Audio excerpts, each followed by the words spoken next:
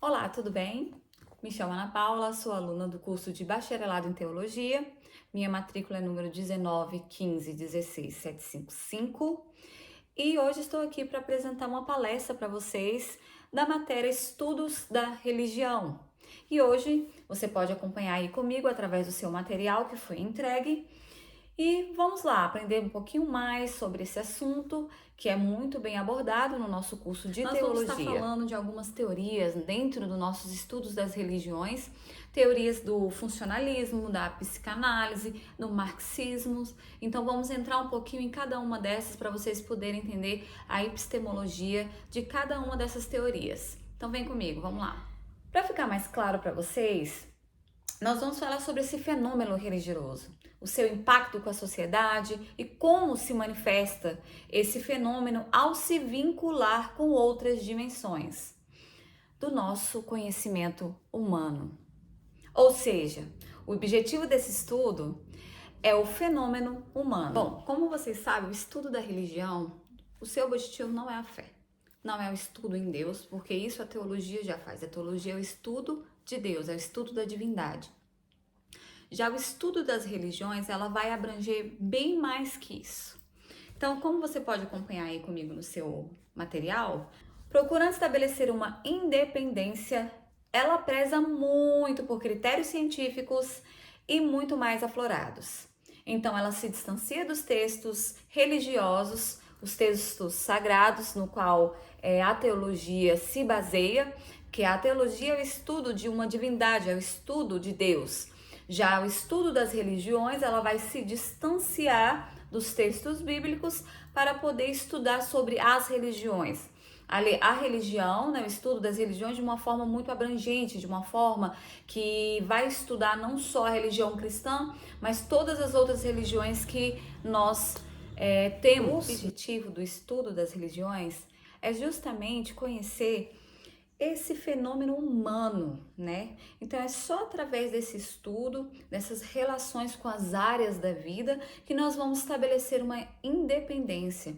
Então ele preza muito, o estudo das religiões preza muito pelos critérios científicos mais aflorados. E ela se distancia dos textos sagrados, dos textos bíblicos, né? Então vamos lá. Desde o século XIX, né, com Max Miller, um nome muito bem conhecido nessa área dos estudos da religião, ele veio e trouxe para nós algumas linhas, algumas teorias, e nós vamos iniciar agora com um dos colaboradores, né, dessas visões, dessas teorias. Mas para isso, tudo isso que aconteceu de conhecimento e pesquisas de Max Miller, foi surgindo várias teorias, né, que colaboraram com as pesquisas de Max Miller.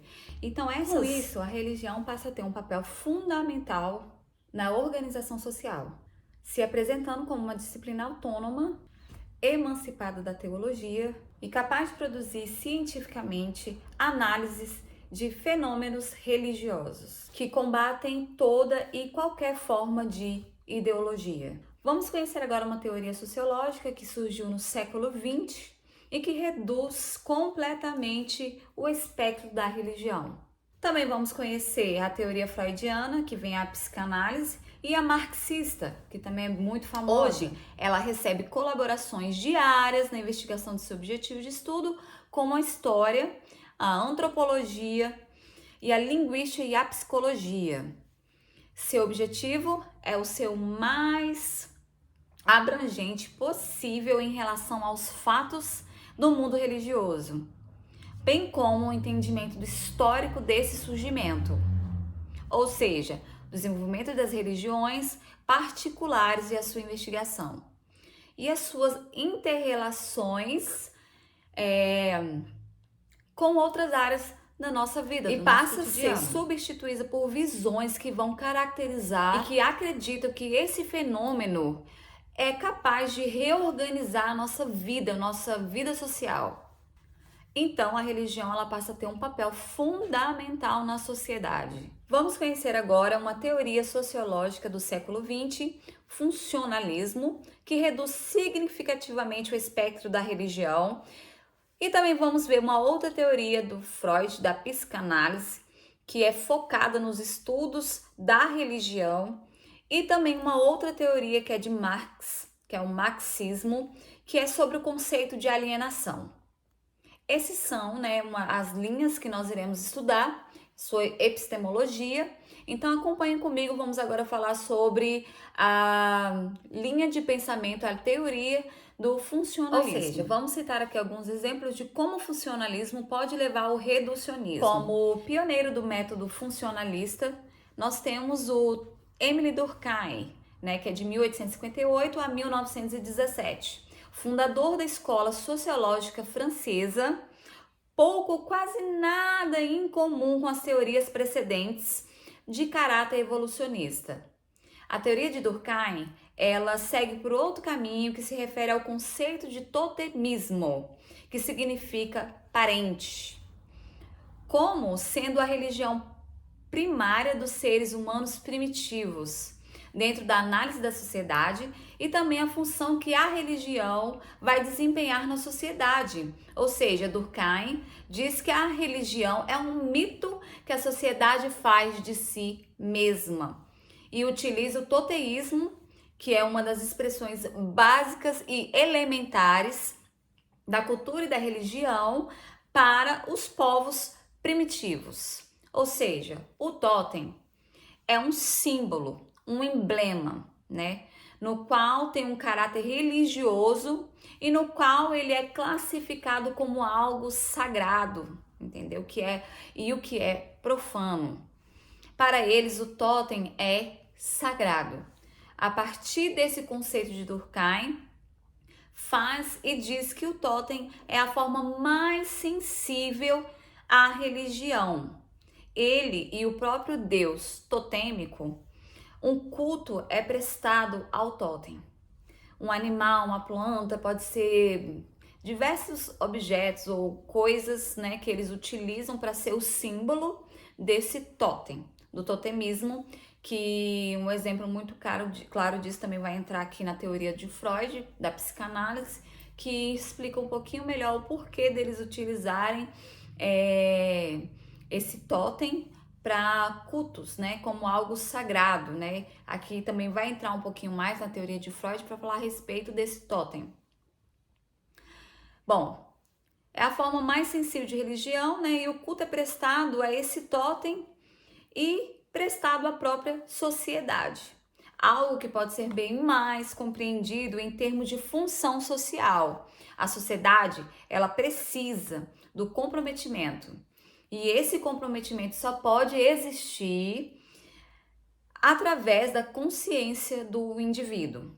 Durkheim, em sua tese funcionalista, de unificar todos os indivíduos dentro de uma sociedade, ele, como sociólogo, preferiu direcionar sua teoria para esclarecer a funcionalidade da religião como produtora da solidariedade social. Já, por outro lado, a teoria de Freud, né, que é uma psicanalítica, uma teoria psicanalítica, né, de Freud, também utiliza o totemismo. Como eu estava falando agora há pouco, temos inúmeras contribuições, né, do estudo da religião. Então, Sigmund Freud, em 1856 e a 1939, ele baseia, né, a sua teoria juntamente com o caráter etnográfico, né, que é o totem, e o caráter psicanalítico, que é o tabu, né? O que é o tabu? O tabu é algo criado por ele mesmo, entendeu? Pela pessoa, pelo próprio indivíduo, é algo criado por ele mesmo. A teoria de Freud sobre a origem da religião é considerada e semelhante à existente entre os tabus do homem primitivo e os tabus dos neuróticos. A religião, ela é explicada nessa tentativa de superar a dor de culpa e remorso. Ou seja, o totem, ele vai simbolizar a pessoa, que é uma imagem disfarçada da pessoa que é odiada. Um exemplo muito claro disso é, por exemplo, numa sociedade, o pai é uma pessoa extremamente violenta que causou muitos danos, mas esse pai morreu de uma forma, né? Ou pode ser até pelas próprias mãos dos indivíduos dessa sociedade, mas como remorso e culpa por eles terem feito aquilo e não ter se acertado com o pai antes dele partir, eles criam esse totem, né, que é esse símbolo desse pai para se tornar uma divindade para eles, como forma de remorso para eles se voltarem, né, a ter uma reconectar com essa pessoa de forma, né, de forma sagrada. Ou seja, que querem se reconciliar com, de qualquer maneira, elevando a divindade dessa pessoa, da forma que eu havia Como esse explicado pai, para vocês. Eles vão elevar como algo divino, como algo sagrado, mas vão transformar ele num totem para ser uma divindade dessa sociedade.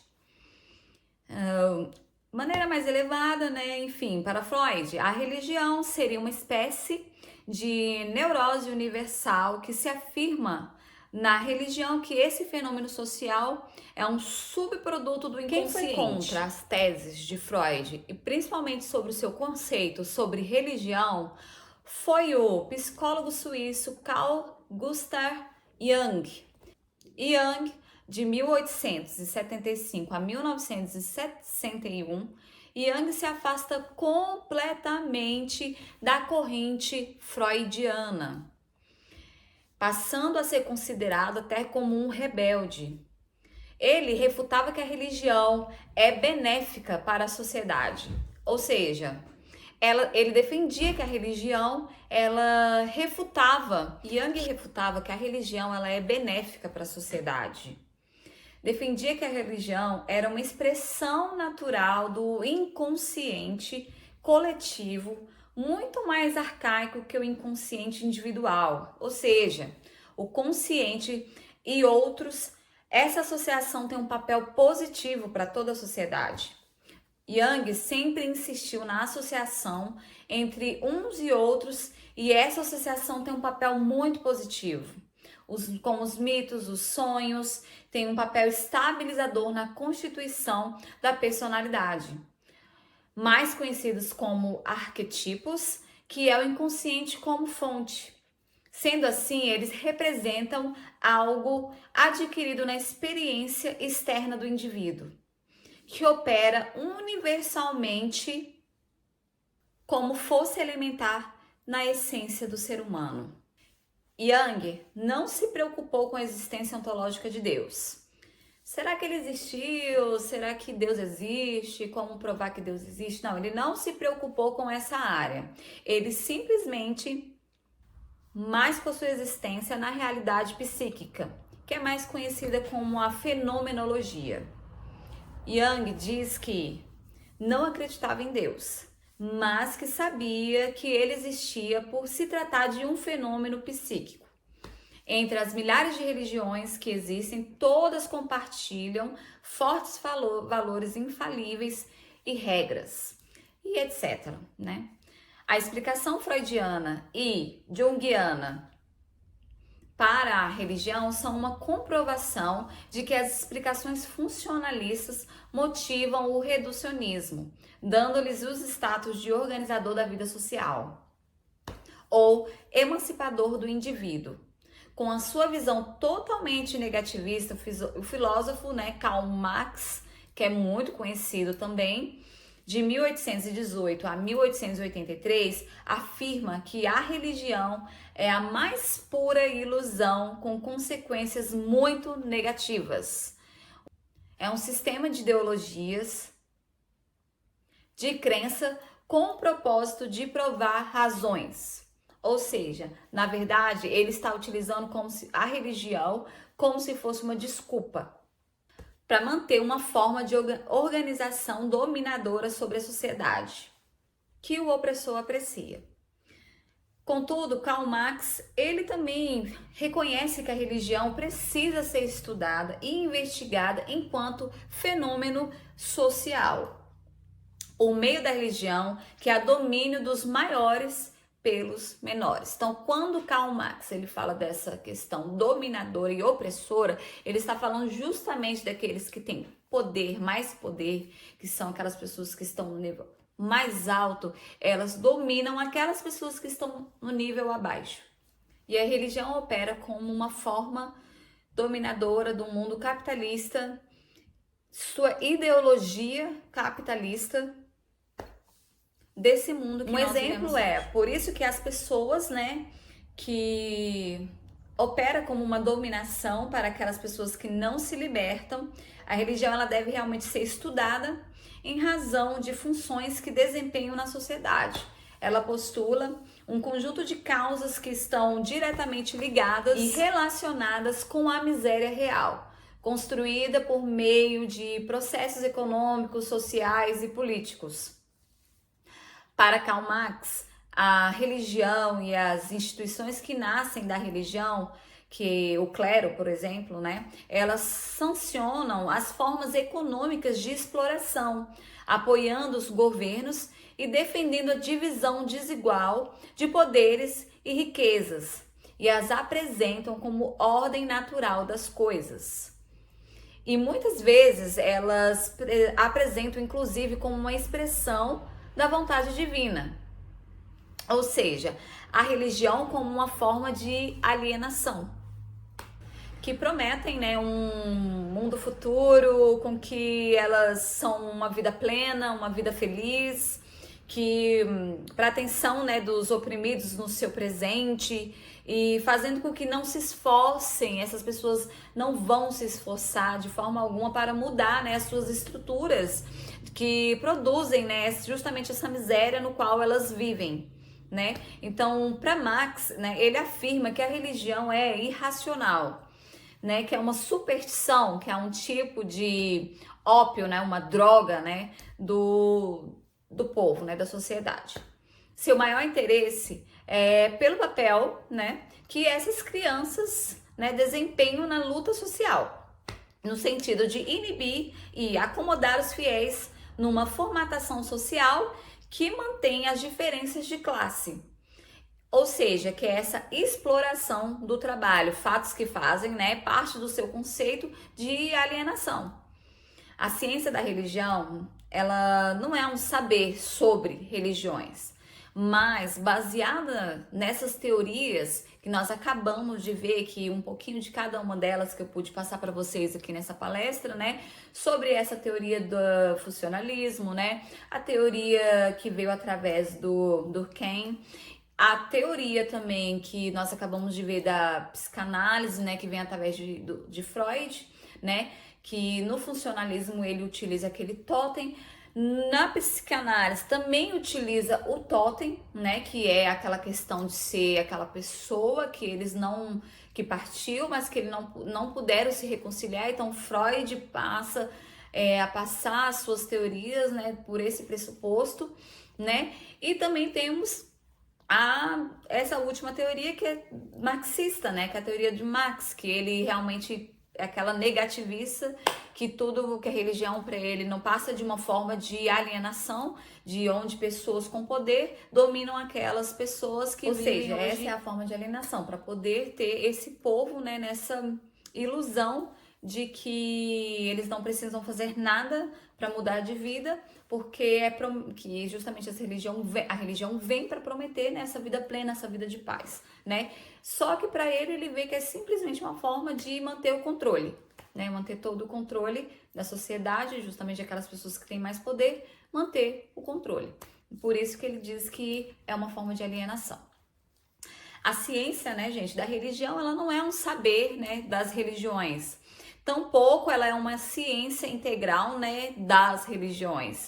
Ao longo do nosso caminho, ela tem percorrido e libertando-se, né, das amarras funcionalistas e reducionistas. A ciência da religião, ela contribui para o correto entendimento do fenômeno religioso enquanto expressão social, né, cultural, filosófica, política, entre outras.